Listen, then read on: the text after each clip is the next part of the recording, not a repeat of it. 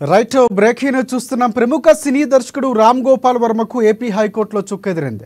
తనపై నమోదైన కేసును కొట్టివేయాలంటూ వర్మ దాఖలు చేసిన పిటిషన్ను హైకోర్టు కొట్టివేసింది. ఇక కేసు వివరాల్లోకి వెళితే గత ఎన్నికలకు ముందు వ్యూహం చిత్రాన్ని రామ్ గోపాల్ వర్మ తెరకెక్కించిన సంగతి అందరికీ తెలిసిందే. ఇక ఈ సందర్భంగా చంద్రబాబు, పవన్ కళ్యాణ్లు కించపరిచేలా వర్మ సోషల్ మీడియాలో ఎన్నో పోస్టులు పెట్టారు. సినిమాలో సైతం వీరిని కించపరిచే విధంగా కొన్ని సన్నివేశాలు కూడా చిత్రీకరించారు. ఈ క్రమంలో వర్మపై ఉమ్మడి ప్రకాశం జిల్లా మధ్యపాడుకు చెందిన టీడీపీ నేత రామలింగం పోలీసులకు ఫిర్యాదు చేశారు. ఆయన ఫిర్యాదు మేరకు వర్మపై పోలీసులు కేసు నమోదు చేశారు. తమ విచారణకు హాజరు కావాలంటూ హైదరాబాద్లో ఉన్న వర్మకు ఏపీ పోలీసులు నోటీసులు కూడా ఇచ్చారు. నోటీసుల ప్రకారం రేపు పోలీసుల విచారణకు వర్మ హాజరు కావాల్సి ఉంది. ఇక ఈ నేపథ్యంలోనే ఆయన ఏపీ హైకోర్టును ఆశ్రయించారు.